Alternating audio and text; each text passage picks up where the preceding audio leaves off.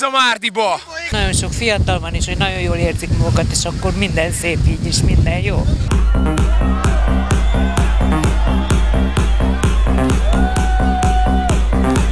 It's the best festival in the world, I think. Location is better, I think. You have the lake, you can swim. That's perfect. And the lineup was really great this year. Nincs annyi pogó, mint voltan, meg nincs annyi altár, mint Szigeten. Igazából olyan, mint egy nyaralás. Erre sikerült összespórolni. Szívesebben mentem volna Ibizára. Gyönyörűek az emberek itt, és az egész hangulat, és az egész előadás, az egész minőség, amit itt mutatnak, az teljesen ott van azon a színvonalon. Just amazing.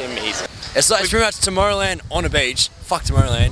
Come to Hungary, come to Balaton Sound and have fun.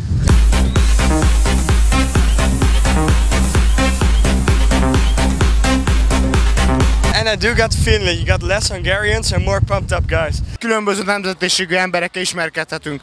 Különböző Belgiumból, ugye. A lot of Belgian people here. I'm Belgian too.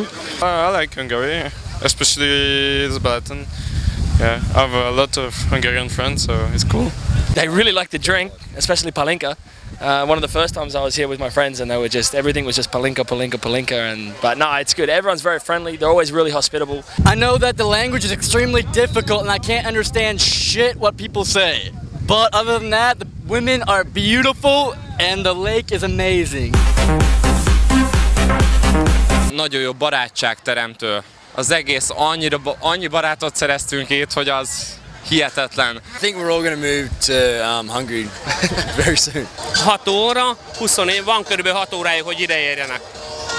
Onnantól kezdve elkezdünk bulizni, és onnantól kezdve robban a bomba, és férfi, lány, senkit nem fog érdekelni, hogy mi fog történni.